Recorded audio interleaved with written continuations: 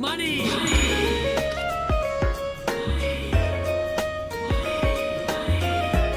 That's what everyone in the gaming industry is here to do, make money. Yes, there is the passionate people that work and create and design and innovate, but at the end of the day, they're there to do their job they love while making a paycheck. If the ends didn't meet, well, then they would be out of the industry. And the biggest games, whether it's AAA studios, franchises, or a brand new startup, have one goal of their game, not just for people to play that game, but for that game to make enough money to sustain them doing it further. And there's two ways of doing that usually. Number one is through people buying the game, putting a price on your game. Pay X amount of dollars to play this game, and then future updates within the game and maybe create that to be a series. Or the second way is to do, yes, play my game for free, but if you want to take your gaming experience to the next level with cosmetics and in-game features, go ahead and do that by paying in-game currency for those skins. But in many cases, you do both, having both things. Pay your base amount for this simple game, and then use your in-game cosmetics as well. Use your in-game money or currencies to pay for cosmetics, skins, upgrades, whatever it could be. But not all different types of monetization in gaming is created equal. It's kind of like YouTube. What YouTube video would you rather watch if they're the exact same video? Would you rather watch the one that you click on it and you get ads from YouTube themselves before and after the video? Is James Childs a predator? You, the fans, have been my greatest tag team partner because you guys have stuck with me through thick and thin, dudes. Or would you click the one where you get those ads plus you get an in-video promotion, a sponsorship, and then more ads on top of it? Us as YouTubers, when we go into videos, we're able to control how many ads we are in. An example, whenever you do a YouTube video with ads on it, you can put the placement of ads within your video. Now, YouTube has a feature, they do it for you automatically, and that's usually what I play here, right? One in the beginning, and one maybe in the middle, one or two, and then at the end. It depends how long the video is. That's why a lot of videos are 8 minutes, because 8 minutes is the minimum threshold you have to have for you to play something called a mid-roll ad, which is you putting an ad break at a certain point of a video. So then you can see your time your video is playing, and then you're able to say, okay, at this point, let's pop up an ad. And that's how a lot of YouTubers do it, is they put it ads in parts where maybe they pause if there's different chapters, or they have it to where YouTube will place their ads automatically. But that's the thing, it's the same thing as in gaming. Think of a YouTube video as a game. Think of it as a free-to-play game where you're able to click on the YouTube video with no ads and look at it. You're able to watch it with nothing else put in. But this game needs to make money, right? So what do? Well, they litter the game with ads. Now, yes, let's say you put in a couple ads in a video. This will make you some money, but it won't make you nearly as much money as if you really fill this video. And I mean, you can fill this video as much as possible. It really doesn't matter. It's all up to you. But what happens to the video now? It ruins the flow. It makes the video become cluttered. It ruins that experience. And it's the same thing with gaming. When they plaster onto your screen, go to the shop, or they put big giant, sort of messages of the day where they put it in front of your screen and say, this is what you need to do today. Buy this skin, buy this collab, buy this bundle, buy this battle pass. It's the same type of thing. So the best are ones where lets them do it for you. Maybe you have one ad in the middle, maybe one ad at the end, or in gaming sense, one tab on the menus with the store and one tabs on the menu for the shop if they're separate, or one tab for both of them. That's really what's the best. If your game is great, there's no problem with you having monetization, but don't have that monetization be plastered everywhere, especially if a game costs money. And there's different examples of games doing this really well and games not doing this very well. And when these games are free or paid for, they usually fall under the same practice. It's just whenever you're a free-to-play game, you're able to get away with it more. So let's look at some games and some examples where this is shown. First off, let's look at Fortnite. This has been the catalyst of modern day monetization.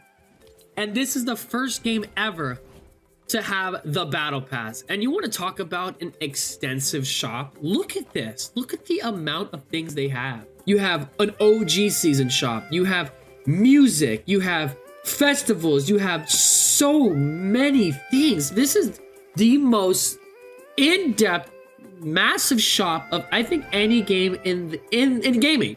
Just look at the amount. We have new things coming out every week, new collabs every week. John Wick, this guy, insane. You have anime, you have sports, you have other games, you have YouTubers and classic skins, you have old school skins, you have shoes. I mean, this game, yes, the skins are stupid expensive. I 100% agree.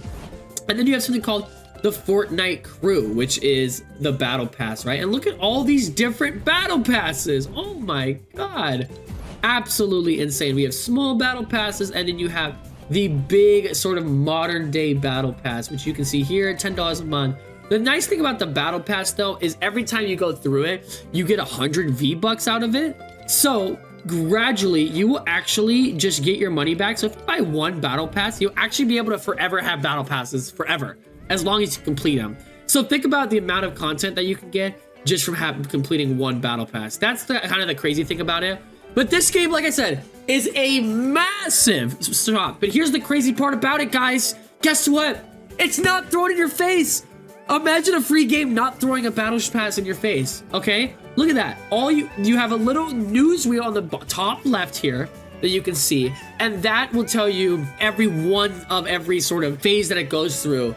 It'll give you like new things. Hey, don't forget to buy this, right? And then you have one thing on the top that's for the shop, and one thing that's about buying the actual in-game currency V-Bucks. Other than that, this is a free game that doesn't throw it in your face. It doesn't have it on the loading screens.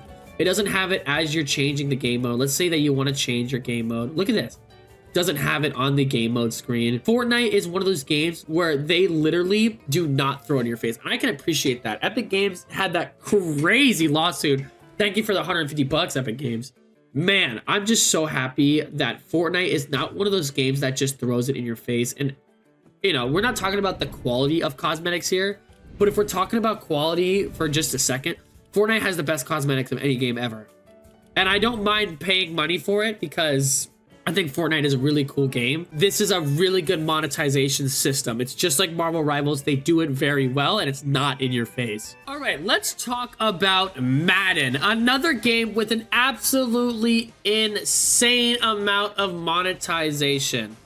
First off, look at this. First thing they already give me is for me to do a premium pass for money, which is gonna cost me a ton of points. Purchase more points? Oh shit! Here we go. I guess I'm gonna have to spend $10 or the free pass, which I'm going to use. So look at that. The first thing they do is throw a store in my face as I open the game. But that's not just it. This is a $60 game that gets bought once a year if you want to stay up to date. And look at that. The first thing they did was throw money on my face. Second, if you ever play something like Superstar or Franchise, the amount of money that you have to pay for this game for your team to be seen as like, for you to really get one up on the edge is kind of insane. You have something called the marketplace in the top here, which is the amount of money that you are able to have. And this is where you spend for those things. You go to the store, you want to make your team better? It's okay. Let's take out the ability to, you know, make your overall get better just through playing the game. Let's have it 10 times easier to just buy it. Look at that. Icon launch bundle, different bundles. And guess what? This isn't you being guaranteed to get players. No, this is you buying a bundle to get the chance of being a good player. It's modern day loot boxes and it's absolutely ridiculous. Even something like season tickets, right? You're going to get a guaranteed really good player. Let's say I want to get, say I hate my team, it sucks. I want to buy a 94 overall. If I spend 1,500 season tickets for one player, it'll cost me 1,500, one player. Look at that. I know that there is an in-game currency, but this is one of those type of games that incentivizes paying. Look at this. 1,000 points. Okay, if I want this player, I can't. It's just barely enough. I barely enough for my $9. And look at that. They gave me a little discount. I can spend $9 more on a game that's already 70 to get a pack of 3 or 4 players over 82 overall. And well, I guess we'll maybe see if some of them are who I want. Maybe all of them are players that I already have. I don't know. But here's one right here. Buying. And that's why people don't like playing Ultimate Team and 2K versions and FIFA. It's because it's all about paying money to get the best players. How does that make a game fun? How is it fun when you're able to go up in a game without actually putting in the end game work? It makes your team feel obsolete if a guy can just pay it right up. Madden is one of the most, and just sports games in general, but especially Madden and FIFA are just two of the most greedy, money-hungry games where they just throw money at your face and say, hey, you see all these cool things you can get with your team? Spend money, you get all of it. That's the horrible thing about Madden, about FIFA, about all of them. And Madden is one of those examples of a $60 game with an absurd amount of in-game monetization that is just way too much, to the point that it now also has a battle pass. The team pass is a battle pass. Look, this is the free version. It's way too much. Madden is way too much. These sports games are just filthy when it comes to monetization. EA is the forefront of just anti-consumer business practices. All right, guys, you bet you didn't see this one coming. Here's another game, Among Us, a game that is so small, made by an indie developer, and this has probably changed a lot since the last time you saw it. Here's Among Us's in-game currency. It's called Star Bundles. You buy stars, and those stars make you buy points, and then here we go. Among Us is a couple of dollars. I believe it's $5 to play. Very, very easy, very simple. And I'm gonna be honest, I didn't even know it had an in-game currency before this video. And I'm looking down all these nameplates, and as you can see, you can earn some of these sort of Among Us beans. I don't know what the hell these are, but these are the in-game currency. You're able to earn those, and then to buy some specific things, which I'm guessing are certain bundles. Yeah, look at that. You have to pay. So these are not very expensive. Look, $2 for a little bundle of what? The Mira bundle, which gives you a bunch of different little things for your character, and it's kind of unique. Nothing too crazy. I'm guessing that bigger bundles have existed. Look at the airship one. Yeah, here we go. But this is still only 20 little things, so $2. So think of a game like Activision or a game like EA where you have to spend $10 for a single thing. This game is $5, and then you spend $2 to get something. Look at this. Nice little things you got going on here. And I know these cosmetics are much simpler than something like Activision's are. Obviously, Activision is way more complicated, but these are still something small and nice that you have to play. Now, I haven't even played that much Among Us, especially in the past year. So it looks like what they did is gave me all of the money for my previously played things. And then here's another thing, a nice little tree to get other rewards as well. Such a unique thing that Among Us does. This monetization scheme is done very simple, and it's not in your face. Look, once you pass the screen, the shop screen, look at that. You will never see it again. Ever. Look. Oh, I want to play the game. Done. No mention of it at all. Even if you find a game, which we'll go into a public game real quickly. Even if you find a public game, there's no mention of it. There's what is it? In-game rewards? There's no mention of it. Whatever. It's pretty cool. It's awesome to see that. I'm so happy for that game. This is great. This is a great way of monetization. And oh shit, I'm in the middle of a game. All right, now I gotta lock in.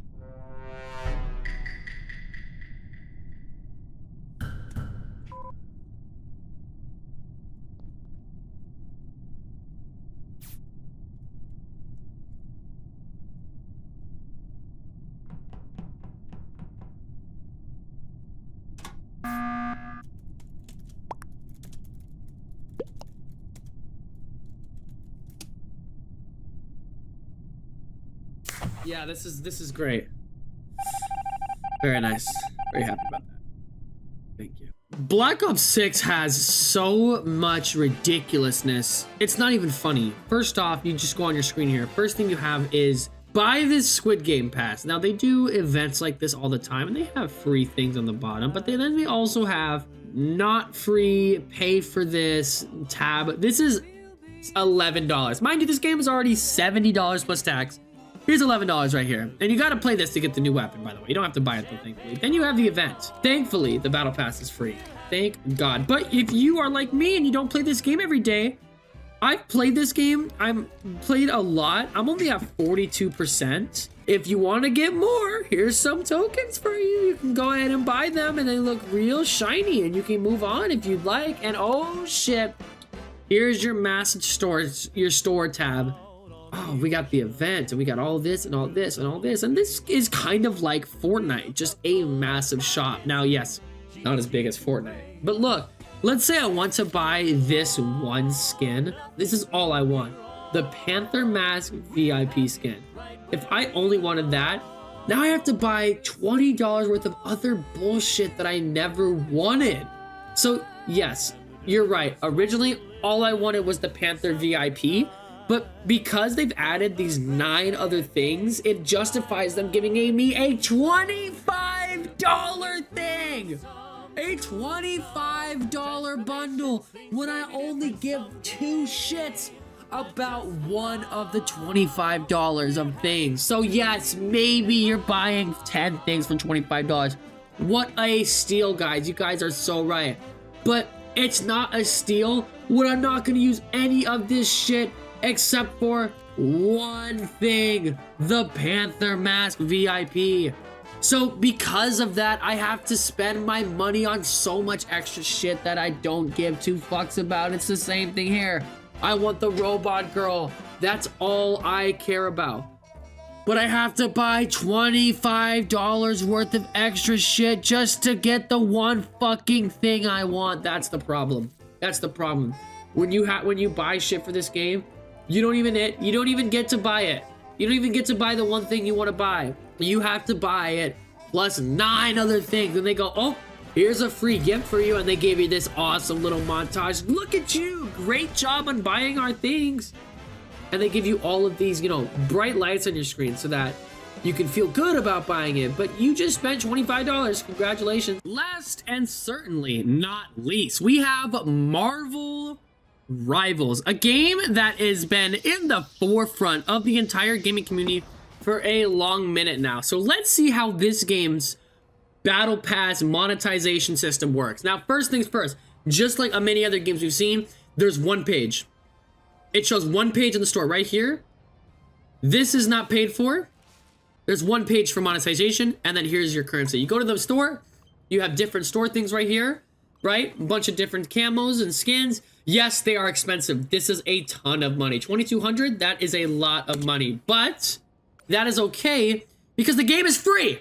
The game is free, and it's not trying to sell you other things along with that $25 thing. It is a lot of money. Everything is expensive. You also do have a nice little season pass, and the season pass isn't very long, right? The battle pass, it's not super long, but like I said, it's only $10 to get it, and the game's free, so it's hard to good after a game like this when the game itself is free. You know, it is a game with great monetization because yes, the things might be expensive, but they don't cost a shit ton of money. You can earn some of the in-game currency in-game, which you can see that I am doing right here.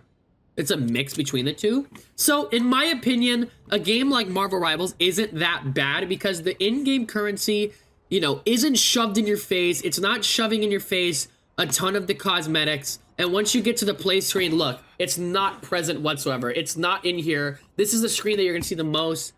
And when you get to this screen, it's not there. It's not like they put the store on every single sign. It's just there, and it's just on the top right here. So the battle pass, the cosmetics, they're expensive, right? But it's okay because you are not forced to pay for them, and the game is free. So how can you hate on a cosmetic only system when the game itself is free? What do all of these games have common? All have in-game currencies. All have in-game shops. Most of them have in-game battle passes or some sort of, you know, formulaic progression-based monetization scheme. But what is the difference? Think of a game that we've already looked at like Among Us. A small $5 game that doesn't cost that much money, and you can see that it has cosmetics, but it's not thrown in your face. Here's another example. A free-to-play game that doesn't throw all of their money in your face. Doesn't say, hey, buy this, buy this, buy this. It's the option is there, and maybe they'll put it up once or twice, but they don't throw in your face that makes you feel guilty for not buying it. Now look at Call of Duty. Look at the amount of shit on your screen. Battle Pass, item shop, oh my god, bundles. They throw pay in your face. And that's the problem with modern day monetization, is they think it's okay to throw all this money at your screen and say eventually they're gonna buy it. I mean, I can't imagine being an Activision or a EA shareholders call. You're right, bro. Player count is down. You know what we're gonna do? I got a great fucking idea. We're gonna make them spend even more money. $25 skin. You know what? Get it. $25 skins. Fuck yes. Yes, the company saved. The company saved. Thank you. Thank you. Sir? Why are you wearing pajamas? And that's the biggest problem. I love this industry. I love everything that Call of Duty and all these other games will do. But the biggest issue with all of them is I think that they're all kind of a joke when it comes to monetization. Trying to throw collabs and bundles in your face and doing that instead of having brand new game modes. You need to have the amount of content to balance out the amount of monetization in your game. Game like Fortnite has so much content that the monetization's okay even though there's a fuck ton of it. But a game like EA, Madden, it feels like there's more monetization than there is actual content, and that's the problem. The entire game circle feeds around monetization, and that's just the amount you see. We're not even talking about monetization that's random. Let's talk about that. Loot boxes, which we don't see very much often except for in sports games. Monetization that directly affect your game, your pay to win ideas. That's the worst. The idea that you need to buy to play features in a game. You need to pay to play better.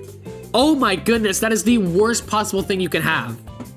And many games have that. They used to have that, especially like old school Call of Duty, Battlefront, Overwatch really have these. But the idea that you need to pay to play is horrible. But the good news is this really isn't too prevalent now. We don't see buy, pay to win type things anymore. We just kind of see pay to look good. And I'm really okay with that. But I hope that gaming, especially Activision AAA studios, realize that the more effort you put into your actual game being super fun to play, the more output you'll get from the monetization and the customization.